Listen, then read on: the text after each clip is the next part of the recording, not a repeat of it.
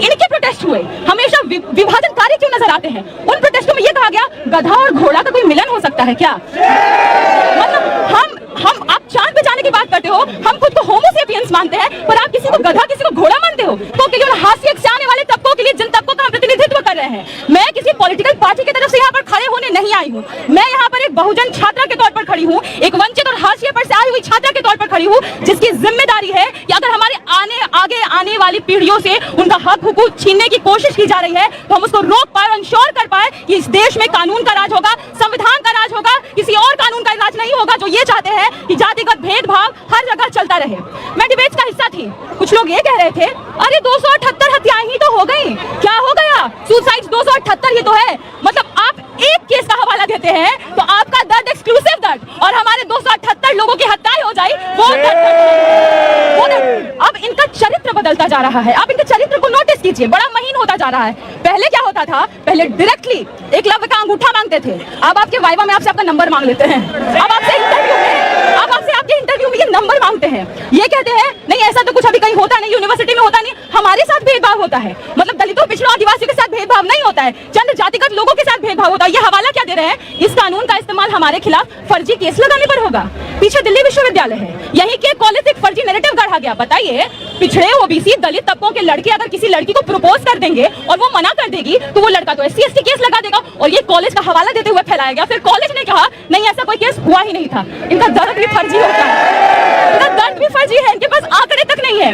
मैं हर जगह पोस्ट को नोटिस कर रही हूँ, कहीं कहीं ये लिखा था अब तो ये कानून चला गया ठंडे बस्ते में, तो अब हम लोग सीलिंग फैन का बिजनेस शुरू करेंगे कि हर जगह देश की यूनिवर्सिटी में रोहित पैदा हो। शर्म नहीं आती है इनको? शर्म नहीं आती है कि रोहित वेमुला की हत्या को इस तरीके से नकारा जाता है और जाति खोजी जाती है? हर जगह यूनिवर्सिटी में कहीं भी आत्महत्याएं नहीं, हत्याएं हुई, कहते हैं फर्जी केस हुआ। अरे 2012 में UGC एक्ट लागू हुआ ना, दिखाओ हमको एक भी फर्जी केस। कहाँ फर्जी केस हुआ? आंकड़ों पर बात करते हैं, आओ आंकड़े पर बात करो, हम बात करने को तैयार हैं। अपने मेंटल से तुम सुप्रीमेसी का कॉन्सेप्ट नहीं निकाल पाए हो।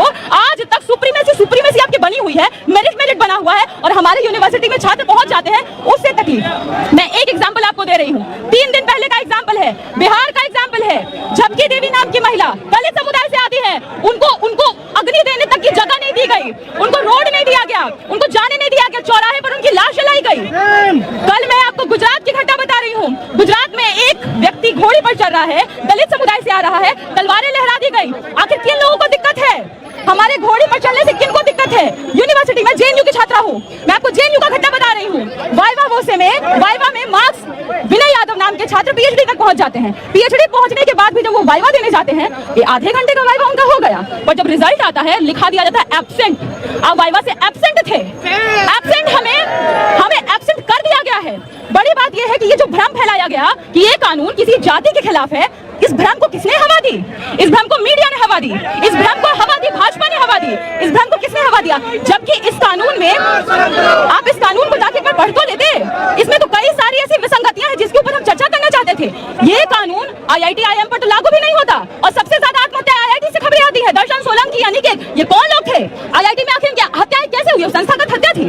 आखिर मेरा सवाल ये है, रोहित, पायल, दर्शन, अनिकेत, मुत्थू, ये सारे के सारे लोग यूनिवर्सिटी से कौन छात्र है?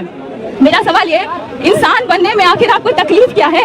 हम तो आपको इंसान बना रहे हैं। हम तो जो आज तक हमारे साथ शोषण हुए, यातनाएं हुए, उसका बदला भी नहीं मांग रहे हैं। हम एक सवाल पूछना चाहेंगे हमारे कोलोजियम वाले कोर्ट से, सर आपका जो बेंच हमारे ऊपर फैसले दे रहा था, बहुजनों के लिए फैसले दे रहा था, उस बेंच में एक दलित नहीं, एक आदिवासी नहीं, एक पिछड़ा नहीं, आप कास्टलेस सोसाइटी की बात तो करते हो, दैट्स वेरी यूटोपिक। पर आप उस कास्टलेस सोसाइटी में ये क्यों नहीं बताते हो डाइवर्सिटी के नाम पे आप जिस संस्था में, वहां भी जीरो है हमारा प्रतिनिधित्व, वहां हम लोग कहाँ हैं? सवाल ये है कि जब इनके प्रोटेस्ट हुए हमेशा विभाजनकारी क्यों नजर आते हैं? उन प्रोटेस्टों में ये कहा गया गधा और घोड़ा का कोई मिलन हो सकता है क्या? मतलब हम आप चांद पे जाने की बात करते हो, हम खुद को होमो सेपियंस मानते हैं, पर आप किसी को गधा किसी को घोड़ा मानते हो। ना आप गधे हो, ना हम घोड़े, ना हम गधे, ना आप घोड़े, सब होमो सेपियन है। और संविधान इसी की बात करता है, संविधान इंसानियत की बात करता है। आप मुझे बताइए, जिस इंस्टीट्यूशन में घुस जाइए, आप जाइए IITs में जाइए, जब दर्शन सोलंकी की हत्या हुई उसके बाद में वहीं के छात्रों ने सर्वे किया। उस सर्वे में क्या निकला? उस सर्वे में ये पाया गया कि वहां 25 से 30% छात्र आज भी खुद को मेंटली स्ट्रेस आउट फील करते हैं। दलित छात्राओं ने तो जो बताया वो और भी हृदय विदारक था।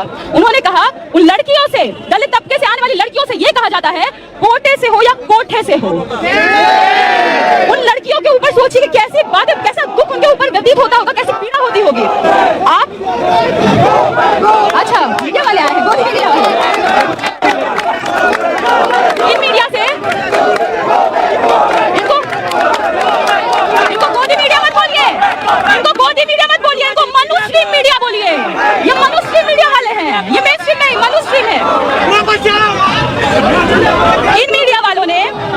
इन्हीं लोगों ने ये भ्रम फैलाया, इन्हीं कुछ लोगों ने कि ये कानून किसी के खिलाफ है। नहीं, ये कानून किसी के खिलाफ नहीं है भाई। इसमें तो लिखा है लैंगिक आधार पर, जातिगत आधार पर, भेदभाव के आधार पर, कास्ट के आधार पर, क्रीड के आधार पर जिसके साथ भी शोषण होता है ये कानून उस पर लागू होगा। ये लोग एक डिमांड लेकर के आए। ये डिमांड ये था कि हमारे ऊपर अगर फर्जी केस का केस लग गया तो फर्जी केस किसी ने कर दिया तो कोई सुनने वाला नहीं है। आप ये बताइए, और अब ये कह रहे हैं उसमें इंक्लूड करो। अब तो अगर गलती से उसमें इंक्लूड कर दिया गया फर्जी केस वाला, ये जो अलग से आर्टिकल चाह रहे हैं, उसमें अलग से सेक्शन चाह रहे हैं, इसका मतलब है हम सच्चे केस भी लेके जाएंगे कि दलित का, आदिवासी का, पिछड़े का शोषण हुआ, झूठा बता के हम ही को फंसा दिया जाएगा। यहाँ पर बहुत लोग हैं, इसलिए उस कड़ी में मैं बस इतना ही कहना चाहूंगी कि हम लोग बस न्याय मांगने निकले हैं, समानता के लिए। हम किसी के खिलाफ नहीं है, हम बस सबको साथ लेके चलना चाह रहे हैं। इसीलिए कई प्रगतिशील लोग भी हैं जो हमारे साथ हैं और उनको हमको साथ लेना पड़ेगा। ये कोई 90-10 या 85-15 की लड़ाई नहीं है, ये समानता की लड़ाई है। जब तक प्रगतिशील तबका हमारे साथ नहीं आएगा तब तक लड़ाई को मजबूती भी नहीं मिलेगी। इसलिए बाबा साहब का कोट को याद रखते हुए एजुकेट, एजिटेट, ऑर्गेनाइज होकर के हमको लड़ाई लड़नी होगी, इसको आगे पहुंचाना होगा। मैं बस यही कहूंगी, इस कानून में कई संशोधन की जरूरत है जिसके बारे में बाकी लोग भी बताएंगे, पर यही है, तुम मेरा सर फोड़ दो, तुम मेरी कमर तोड़ दो, पर मुझसे ये मत कहो कि मेरा हक छोड़ दो। और समानता हमारा अधिकार है, वो तो हम लेके रहेंगे। बहुत बहुत आभार।